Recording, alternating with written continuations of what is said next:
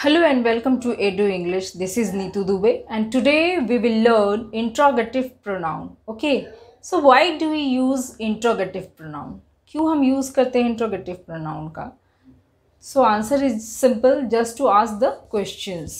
Question पूछने के लिए, जहाँ भी question पूछने की बात आती है तो वो उसके कुछ rules होते हैं और इसलिए हम interrogative pronoun का use करते हैं. So let's learn how we use interrogative pronoun. So as the definition tells, interrogative pronoun is used to ask questions. Questions पूछने के लिए हम interrogative pronoun का use करते हैं. तो पहला रूल क्या है कि पहला रूल में है हम who के बारे में पढ़ेंगे. एक टेबल बनाया है मैंने यहाँ पे, जैसे हमने लास्ट वीडियो में रिलेटिव प्रोनाउन के लिए बनाया था. तो कुछ ये वर्ड्स हैं जिनको हम कैसे यूज़ करते हैं, इनके साथ क्या यूज़ होता है, तो उसके लिए एक छोटा सा टेबल बनाया है. इसको आप just jot it down into your notebook कि ये आपको हेल्प करेंगे याद करने में और आगे इन सभी को याद भी रखना है. तो जैसे रिलेटिव प्रोनाउन में भी हमने इन सभी का यूज़ किया था, हु, हुम, हुज, व्हाट, विच. बट वहाँ पे क्या था, वो किससे, नाउन से रिलेट करना था. अगर आपने वो वीडियो नहीं देखा है तो उसको एक फॉलो अप कर ले. बट यहाँ पे क्या है कि इन सभी सेम वर्ड से बस इसको हम डिफरेंट तरीके से यूज़ करते हैं क्वेश्चन के फॉर्म में. तो इनका मीनिंग यहाँ पे चेंज हो जाता है. जब आप वो वीडियो देखेंगे और इसे देखेंगे तो आपको डिफरेंस समझ में आएगा. अच्छा, बहुत लोग इसे कैसे पढ़ाते हैं कि WH ग्रुप ऑफ वर्ड्स बोलते हैं. बट डियर स्टूडेंट्स, ये डिफरेंस है. WH वर्ड्स जो ग्रुप्स होते हैं उनमें और भी बहुत सारे वर्ड्स होते हैं. जैसे WH से वाई भी हो जाता है, वेयर भी होता है. बट हम इंट्रोगेटिव प्रोनाउन में ओनली ये 5 वर्ड्स, हु, हुम, हुज, व्हाट, विच, ये 5 वर्ड्स हम यूज़ करते हैं इंट्रोगेटिव प्रोनाउन में. तो ये आपको ज़रूर से याद रखना है. ओके, अब यहाँ पे क्या है, हु हम क्या क्वेश्चन पूछने के लिए कौन के लिए यूज़ करते हैं, और ये पर्सन के लिए यूज़ करते हैं. और एज अ सब्जेक्ट, ये हमेशा आपको सेंटेंस में एज अ सब्जेक्ट मिलेगा. ओके, तो ये सब फाइंड आउट करने के तरीके हैं. फिर हुम किसके लिए यूज़ करते हैं, किसे. जहाँ पे भी क्वेश्चन पूछ के देखना है, अगर किसे आता है तो ये पर्सन के लिए यूज़ होता है और एज अ ऑब्जेक्ट यूज़ होता है. ये सेंटेंस में हमेशा आपको ऑब्जेक्ट के रूप में मिलेगा, सब्जेक्ट नहीं. ओके, वैसे ही हुज है, हुज का मीनिंग हो गया किसका. ये कुछ मैंने हिंदी में भी लिखा है. बहुत से स्टूडेंट्स हिंदी मीडियम से होते हैं ना, तो उनको समझने में थोड़ी डिफ़िकल्टी होती है, तो इसलिए मैंने हिंदी में भी लिखा है. तो हुज का मतलब किसका, और ये भी पर्सन के लिए यूज़ करते हैं. और पजेसिव, इसे आप क्वेश्चन में देखेंगे कहाँ पोजीशन ले रहा है, उसका अधिकार के रूप में कहाँ पे यूज़ हो रहा है. ठीक है, पोजीशन लेगा तो वहाँ पे ऐसे यूज़ करेंगे. और फिर व्हाट क्या, ये तो सबको पता है, और थिंग्स के लिए यूज़ करते हैं. और विच कौन सा, जहाँ ऑप्शन हो आपको चूज़ करने के लिए. जैसे 2 या 3 चीज़ों में से कुछ चीज़ें हैं जिनमें से हमें ऑप्शन मिलता है कि उससे चूज़ करना है, 2 में से कौन सा अच्छा है. ओके, तो ये भी थिंग्स के लिए यूज़ करते हैं. ठीक है, अब आगे देखते हैं कि हु को कैसे यूज़ करते हैं. Who is used to find out the subject. Who को हम यूज़ करते हैं जहाँ की सब्जेक्ट फाइंड आउट, क्योंकि एज अ सब्जेक्ट यूज़ होता है. तो सेंटेंस में हमें देखना है कि सब्जेक्ट फाइंड आउट हो रहा है कि नहीं, तो वहाँ पे हु का यूज़ करना है. अब जैसे एक सेंटेंस लेते, for example, the children are playing cricket.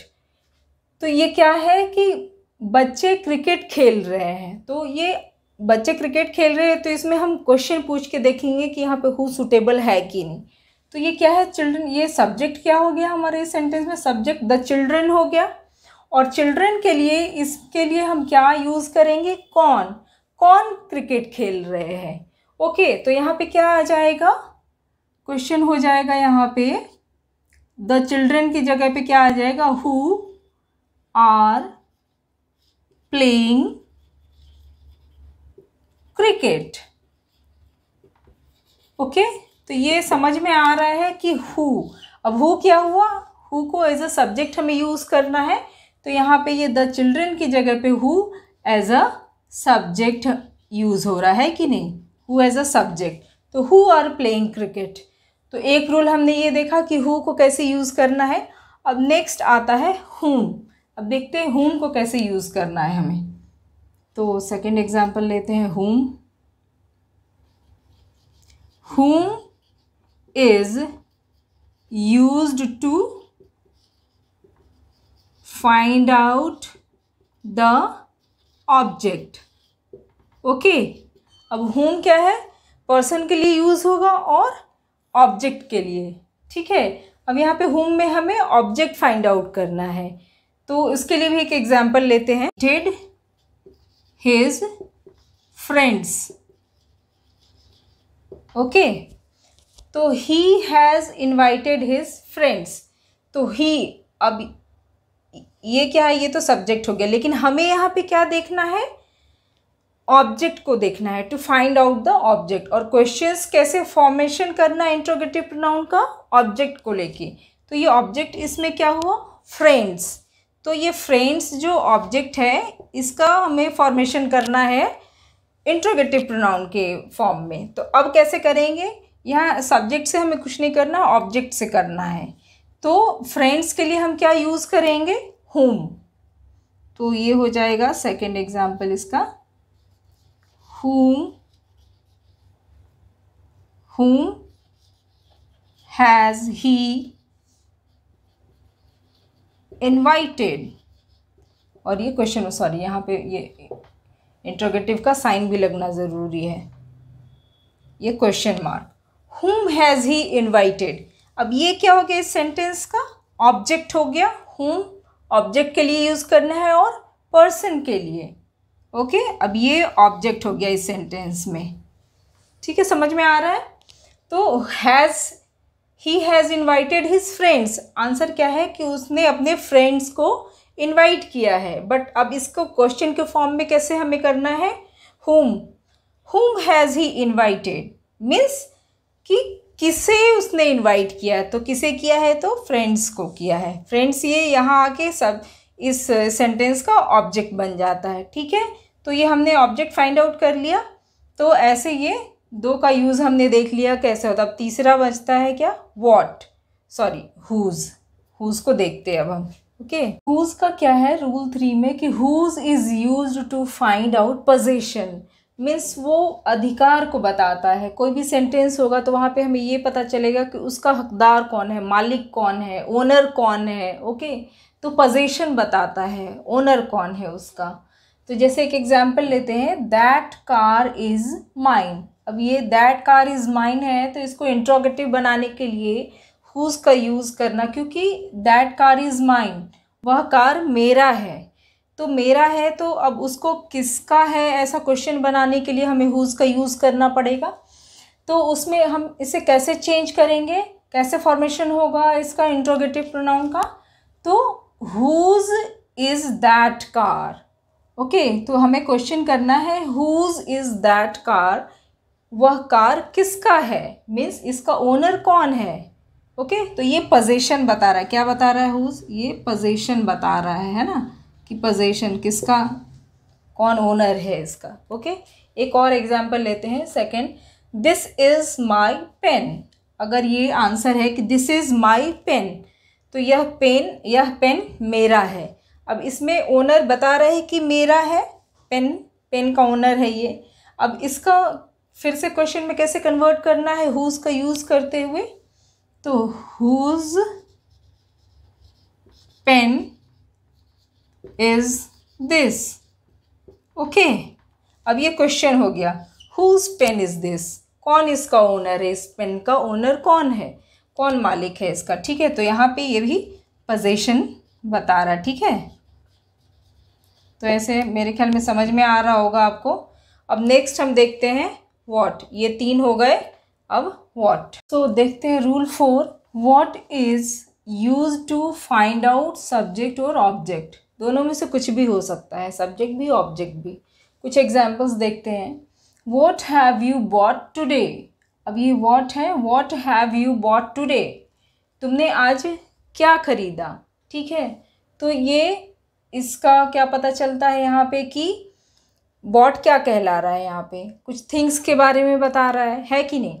तो ये सब्जेक्ट और ऑब्जेक्ट दोनों ही हो सकते हैं, ठीक है।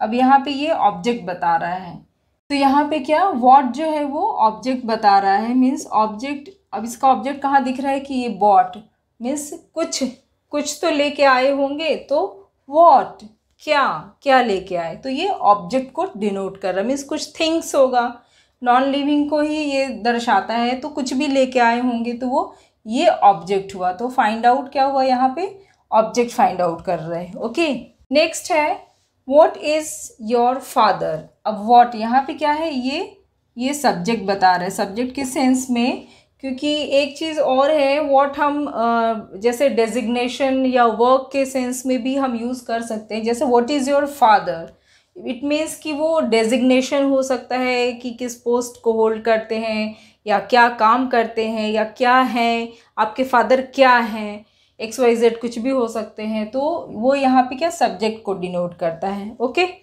तो ये भी हो सकता है। और एक है, एक और एग्जांपल देखते हैं, व्हाट इज़ देयर।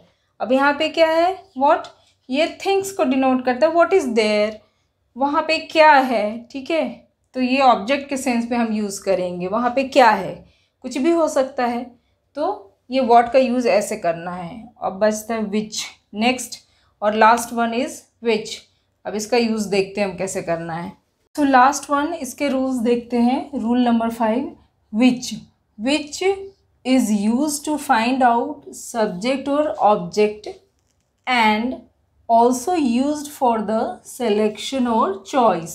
मीन्स हम which को सब्जेक्ट और ऑब्जेक्ट के लिए भी यूज़ करते हैं फाइंड आउट करने के लिए, और सिलेक्शन या चॉइस जहाँ पे होता है वहाँ भी हम यूज़ करते हैं which का।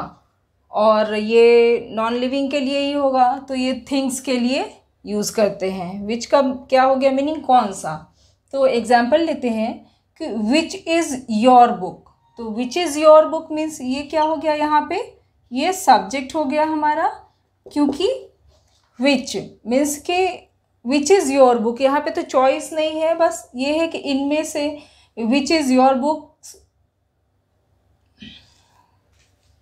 ये सब्जेक्ट हो गया, क्योंकि विच इज़ योर बुक मीन्स कि कौन सी बुक तुम्हारी है, तो ये क्या हो गया, सब्जेक्ट को डिनोट कर रहा है, कौन सी बुक है, तो ये सब्जेक्ट हो गया यहाँ पे, ठीक है। वैसे ही यहाँ पे सेकंड में देखेंगे विच का यूज़ कैसे है, which of these pens do you like most. अब यहाँ पे क्या है, चॉइस हो गया है ना, चूज़ करना है, सेलेक्ट करना है, सिलेक्शन, चॉइस अपनी क्या है, इनमें से कौन सा अच्छा है। तो विच ऑफ दीज मीन्स कि विच तो हो गया कौन सा, अब यहाँ है विच ऑफ दीज मीन्स इनमें से कौन सी, इनमें से कौन सा पेन तुम्हें पसंद है सबसे ज़्यादा। अब ये क्या हो गया यहाँ पे, ये हो गया ऑब्जेक्ट। ये ऑब्जेक्ट क्यों हुआ, क्योंकि पेन, इनमें से कौन सी पेन तुम्हें सबसे ज़्यादा पसंद है, तो वो सेलेक्ट करना है, हमें चूज़ करना है, तो ये ऑब्जेक्ट को डिनोट करता है। ओके, तो स्टूडेंट्स ये 5 तो कंप्लीट हो गए, बट होम के केस में एक नोट है, ये इसे आप नोट कर लें, काइंडली जॉट इट डाउन, कि ये एक रूल है जिसको कि हम वैसे तो पहला एक यूज़ बता दिया हमने कि होम को कैसे यूज़ करना है, बट एक रूल ये भी है कि प्रपोजिशन प्लस होम ये अगर हो तो हम यूज़ कर सकते हैं। Preposition plus home is used but preposition plus who is not used। Okay, तो preposition plus whom हम यूज़ कर सकते हैं, बट preposition plus who अगर होता है तो वो गलत है। कहीं अगर आपको क्लोजेट टेस्ट में आता है और इस तरह के अगर आप देखते हैं कॉम्बिनेशन, तो आपको इसको करेक्ट करना है अगर इस पोजीशन में हो, बट preposition के साथ who का अगर कॉम्बिनेशन है तो आपको उसको रॉन्ग करना है। तो ये रूल आपको याद रखने होंगे, क्लोजेट टेस्ट में आते हैं इस तरह के फाइंड आउट करने के लिए। तो इसका हम एक एग्जांपल भी लेते हैं 2 कि कैसे इसको यूज़ कर सकते हैं। तो अब बाय, जैसे ये प्रपोजिशन बाय हो गया प्लस होम, ये हमारा क्या हो गया, ये हो गया प्रपोजिशन प्लस ये क्या हो गया, ये तो होम हो ही गया, आपको इंट्रोगेटिव प्रोनाउन हो गया ये, है ना। तो preposition plus whom, by whom was the Ramayana written। Okay, means Ramayana किसके द्वारा लिखा गया था, तो ऐसे भी हम यूज़ करते हैं। एक यूज़ ये भी है, दूसरा फिर ये भी टू प्रपोजिशन है प्लस whom। अब ये भी वही हो गया, प्रपोजिशन प्लस इंट्रोगेटिव। ओके, तो to whom are you talking, तुम किससे बात कर रही हो या तुम किससे बात कर रहे हो। Okay, to whom are you talking, तो ये इस केस में भी हम यूज़ करते हैं और ये करेक्ट है।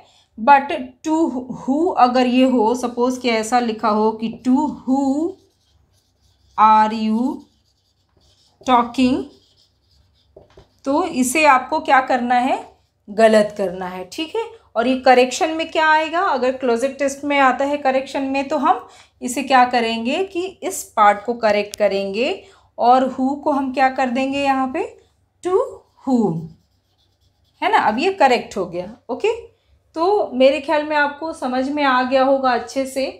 और स्टूडेंट्स अगर कोई प्रॉब्लम हो तो आप हमें प्लीज़ बताइए, और मुझे पूरी उम्मीद है आपको अच्छा लगा होगा मेरा वीडियो। तो प्लीज़ आप इसे अच्छे से पढ़ें, रिवाइज़ करें और एग्ज़ाम अच्छे से दें। अभी KVS NVS के काफ़ी एग्ज़ाम्स आ रहे हैं, उनमें ये आपको बहुत हेल्पफुल होंगे।